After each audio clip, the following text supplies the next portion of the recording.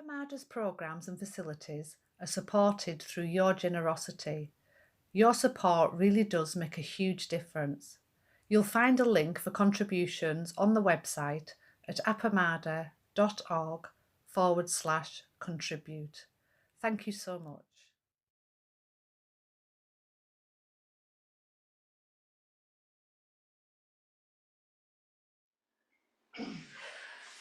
Well, good morning, everyone.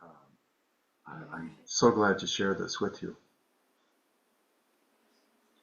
I see Serenity is joining us now. She was sitting before but got disconnected.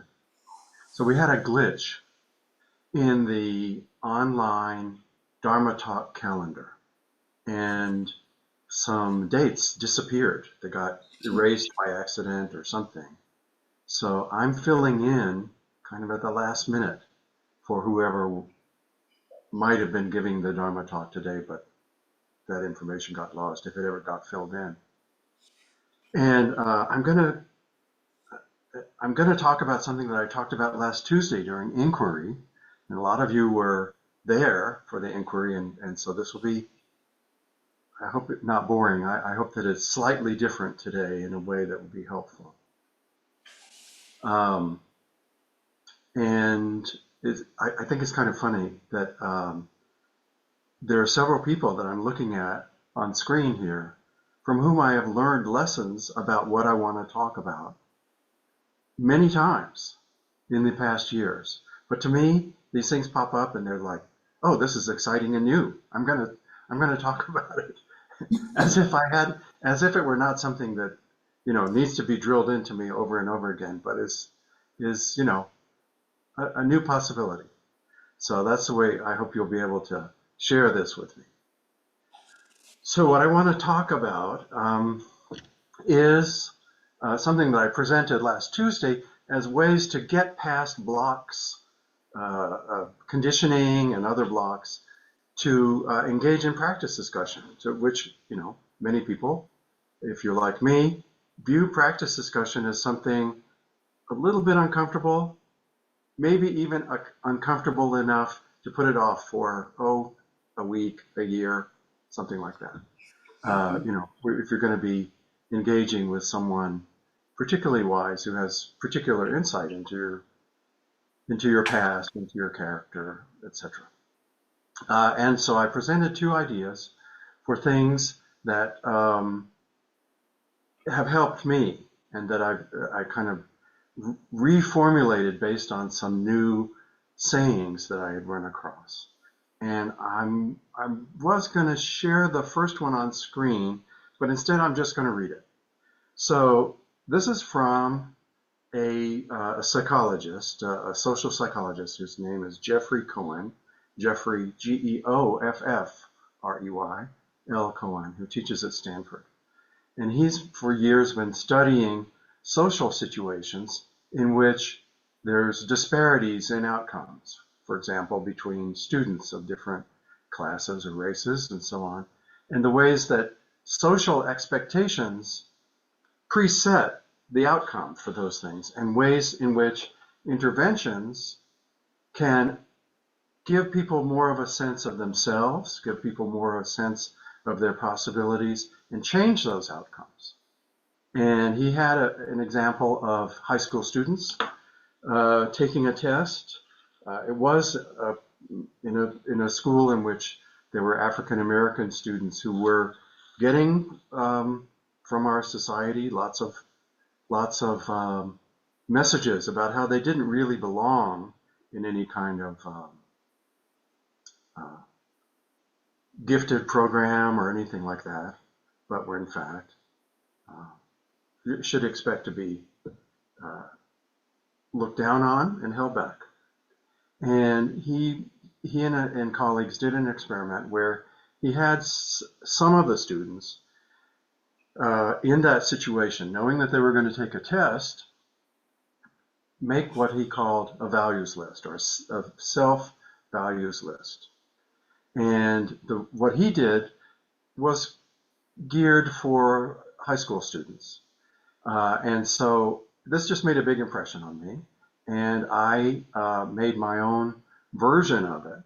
And so I'm going to read off a list of qualities that may be familiar to you as Zen practitioners, okay? And please make note of these on your papers if you have them handy. So the first one, I have a list of 6 items here.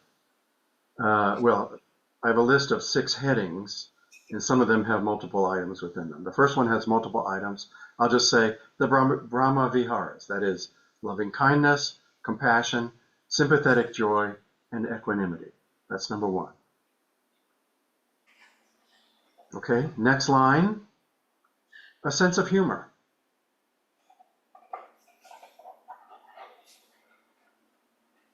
Next line, honesty.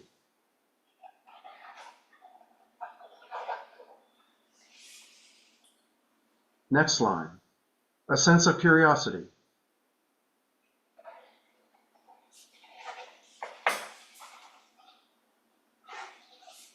Next line, independence or agency, a sense of self-worth.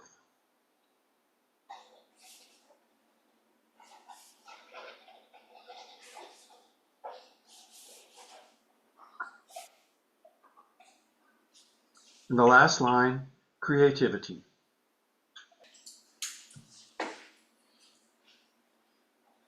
So I used the example of what was for me a recurring difficulty in hitting the button to request practice discussion with Peg. Even though I've done it dozens of times, each time that I get set to do it, my conditioning comes up. And I have found that using this list is helpful to me. It helps me to move to a different place. So I want you to just experiment for just a minute, look at the list, and just choose one quality that if you were to be in any kind of difficult situation, a conflict with a family member, an angry boss, something like that. Can you imagine approaching that person? Can you imagine that the person that you will be approaching in this situation shares that value with you? So that may be a guide to what to choose. And how would you tell that person about times when this value has helped guide your actions? Okay, so that's it. Just take, I'm going to ring a bell here, 3 minutes, I'll ring a bell again. And so in between, write about one of these qualities and how you would bring it into that situation in a kind of shared sense with the person that you may, in parts of your mind, in parts of yourself, be in conflict with.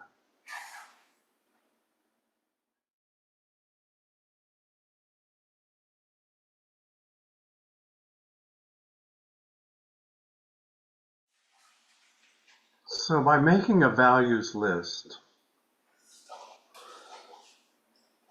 what's happening? To me, it seems like I'm stepping out of the conditioned and vulnerable part of myself that is fearful, the one that's been wounded, the one that feels most threatened.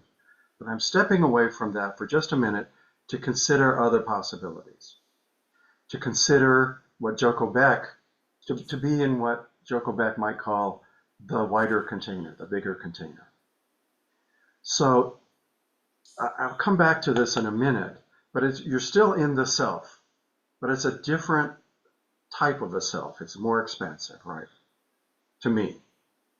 Does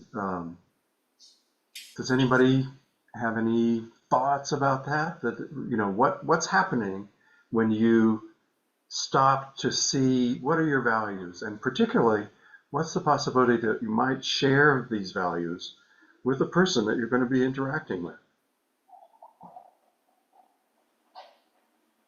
Can you see any difference in kind of where you might be coming from in approaching a meeting? So Rosemary?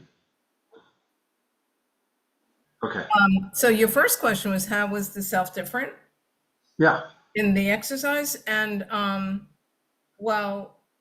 your invitation to have us share the value that we chose, that imagining that the other person shared the same value, to me makes dissolves the differences. So that's really a difference already in um, um, from creating a duality between me and the other person. So Hmm. that's first. And then, yeah, I mean, I don't know if you want to, if you have time, I mean, to say what we wrote, or You know, I don't think and you I want. want to, Rosemary, thank you. I want to apologize to everyone. Um, this is a kind of a last minute thing for me, and I have to be somewhere at 11 o'clock Boston time. So I need to finish around 20 minutes to the hour. So I don't think there's really time to share what everybody read. It would be ideal if we could break up into small groups and share that. And I apologize that I'm setting up something where that can't happen. So please excuse me. But Lisa, go ahead. Oh, I'm sorry. Who's got a hand up in the Zendo? Bridget? Okay, Bridget first and then Lisa. What this did for me was just made me pause long enough to imagine that I could share a value with someone else. So much of my career was in managing very complex projects with a team of consultants. And I learned later after I retired that one consultant I'd worked with many times said, after we did the first project, we built in more fees to meet your expectations. And so that, that's sort of painful. But if I could be curious with people, and the other thing that I know that when I get triggered, I get really anxious and I interrupt people or ask questions. So I learned this trick of grabbing the skin between my thumb and index finger and hold it until the person has completely finished talking. And that means I've settled myself to actually identify if I could have a shared value. So that's all I have. Okay, so Lisa, can you unmute yourself? Yes. Oh, yeah, this was really helpful. So I want to say right away, Joel, that your honesty is always something that moves me. So just having this little list of values is kind of amazing. Really what I want to talk about is the situation with my brother, but also it's so much about seeing the possibilities in others, that Flint and Peg have modeled for us again and again and again. It's like, oh, instead of seeing what they are, they will identify, oh, you're so creative, or I see you're being curious about this. Mm-hmm. But as far as my brother is concerned, my brother is losing his hearing in both ears. And, he really doesn't have any kind of community or practice to fall back on. Mm. So I'm trying to stay connected to him. But the value I wrote down is humor. He has a sense of humor that has gotten him through lots of difficult things. And, I understand, we both have a sense of humor. But what was interesting about choosing this value, that I know it's a big part of who he is, that humor in difficult times. But wow, this is a real challenge. Where do you find the humor about losing your hearing? And, he struggles with human relationships anyhow. So now he's like, it's just another step in making that harder because he can't hear. But he's like a dog whisperer type person. And really for cats too. So he has this amazing communication, nonverbal communication with dogs.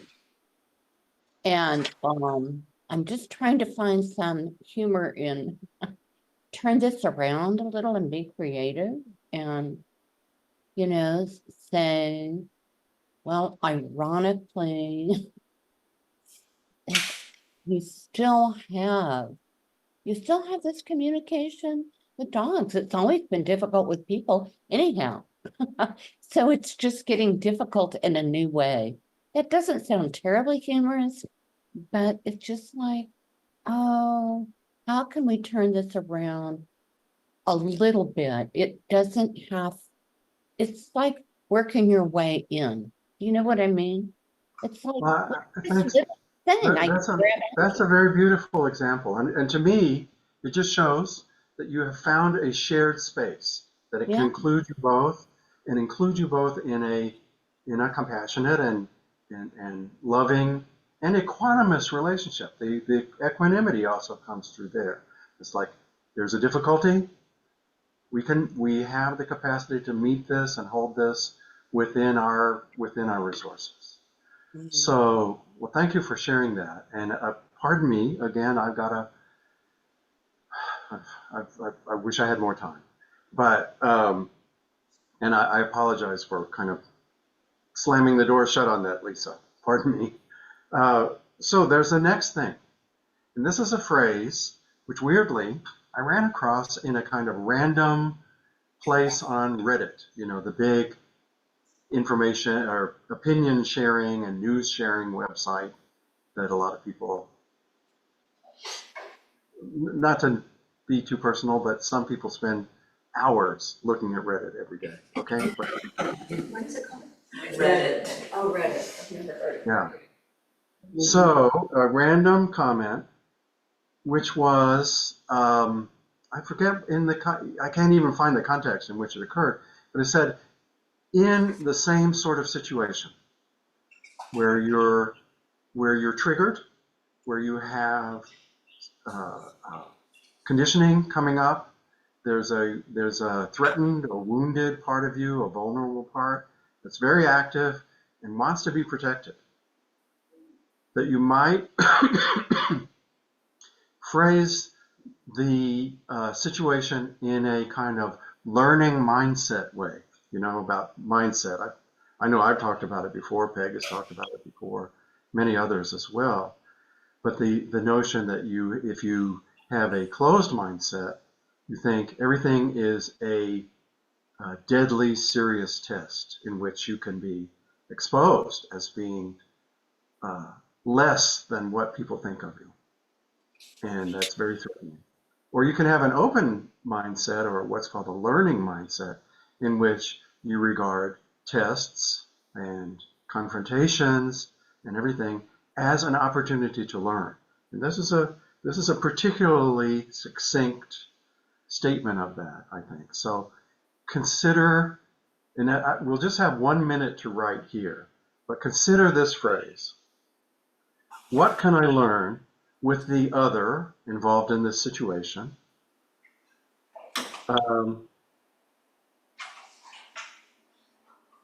What can I learn? Oh my gosh, I didn't write this down straight.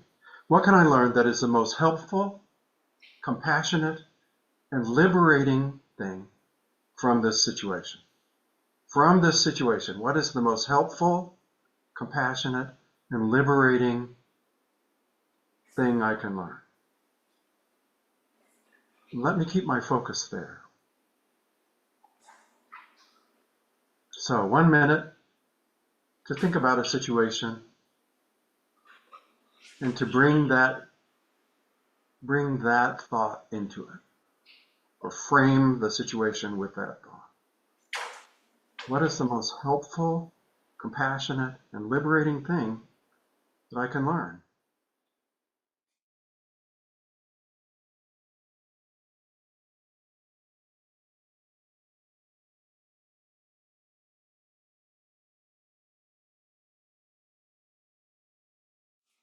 looks like several people have many great things that have come to them as it is going, and they're writing really fast, and it looks like it's an energetic and engaging idea for them.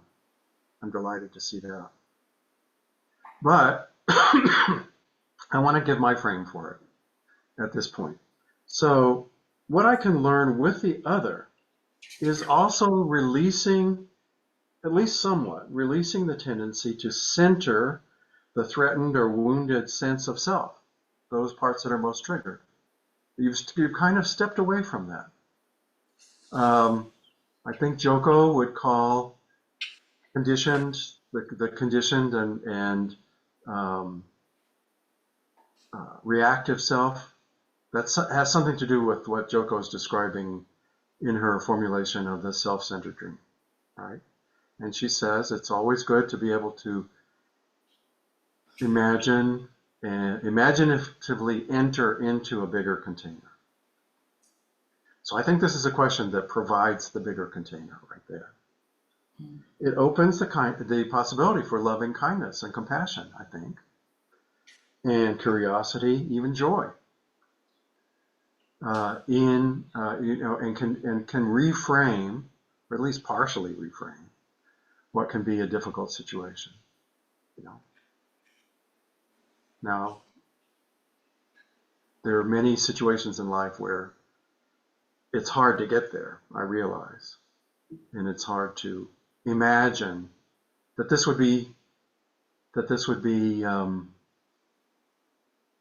have an effect. It may not change the situation at all, but it changes the way in which you're holding yourself and holding what is the most important thing, and opening a bigger space, which includes the possibilities that you went through, the values that went through in part one of this exercise. So Anne, I see your hand. Yeah, it's interesting that as you were speaking about what this question and what both of the questions really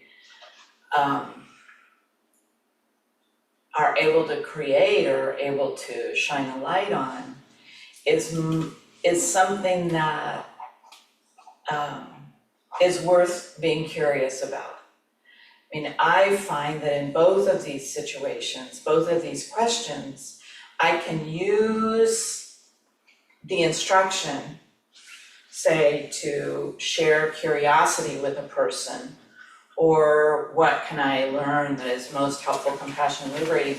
I can use those to seem like I'm doing that, but I still am holding on to my preference, my wounded part.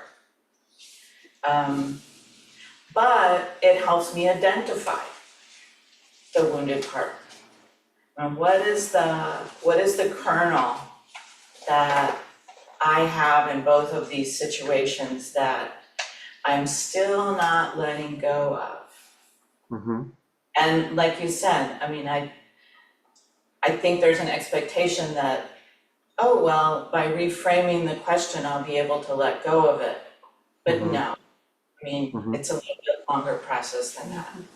But it helps me identify more clearly what is the thing that is standing in the way of a more open interaction. That's beautifully said, Anne. I would add even to that it's not the practice that Peg or Flint would advise to disown that part, or to get rid of that part, or to no longer have that part within you. It's going to be there, but to know it's there.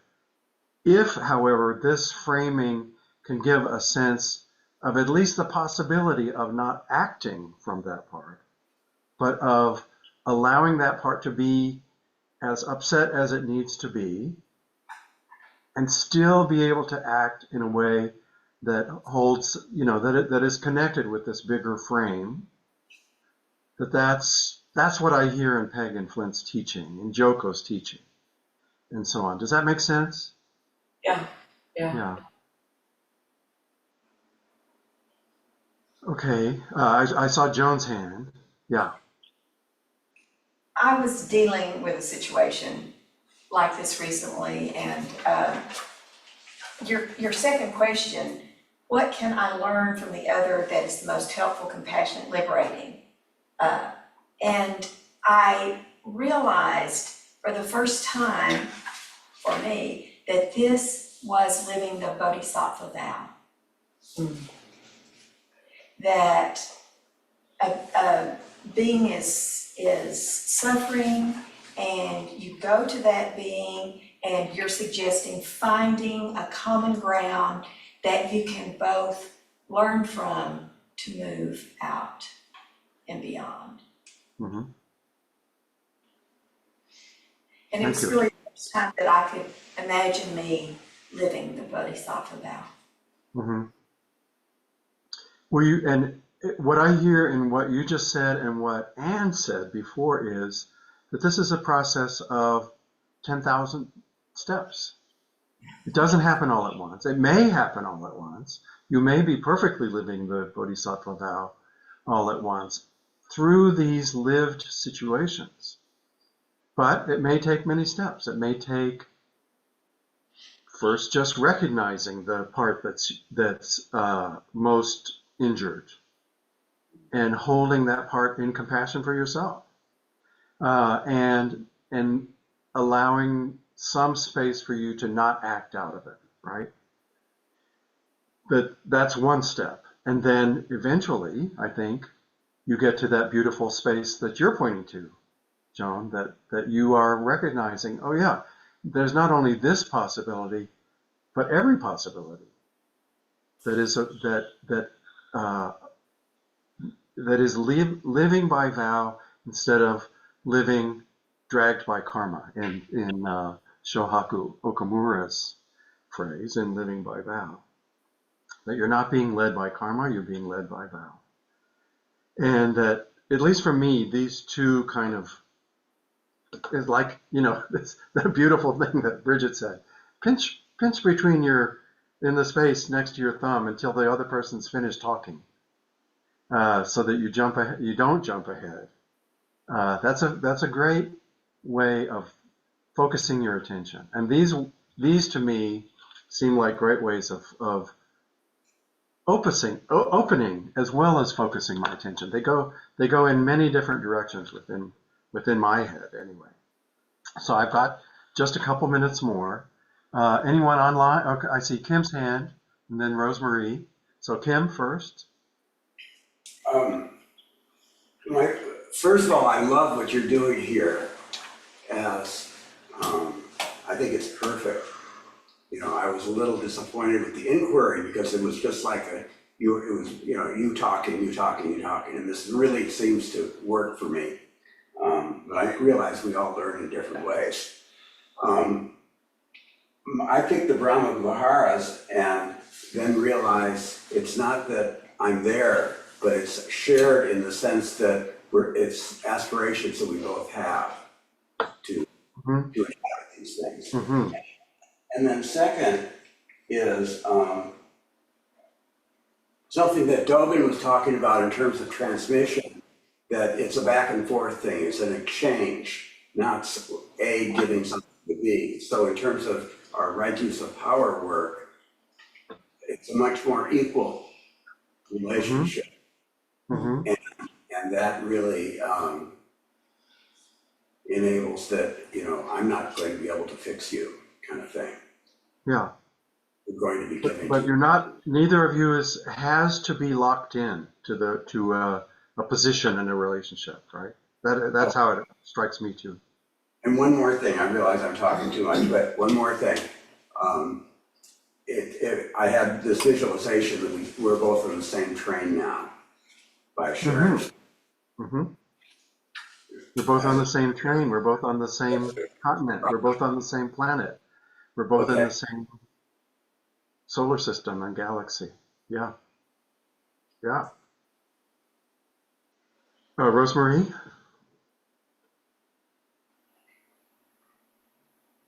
Yeah. you were saying, you know, with this idea, and which is so helpful to me, that, you know, we're hopefully we're not acting out, but with an inhibition, like, oh, I like you were saying with pressing the send button to meet with Peg. Well, there may be some acting out, but it's good because it lets you act. It lets you act, number one. And then, you know, it's going to come out how it comes out. And hopefully with this imagined shared value, you know, there's a lot more space and spaciousness to it. So yeah, I like the idea of where there's an inhibition that you know, it gives the safety, I think, to more safety to take an action that you want to take. Thank you. Yes, yes, thank you. Thanks, Rosemary. Thank you all for these beautiful reflections that really, really open up these kind of simplistic ideas I'm presenting. It means a lot to me to be able to share this with you. Thank you. So I'm going to have to go, and I'm going to actually leave before the service. So thank you again, very deeply. I will be offering inquiry again this Tuesday. Unfortunately, the person who was going to be offering it is unable to do so. So if you can join, I'd be delighted to see you again. I promise not to talk about the same thing again.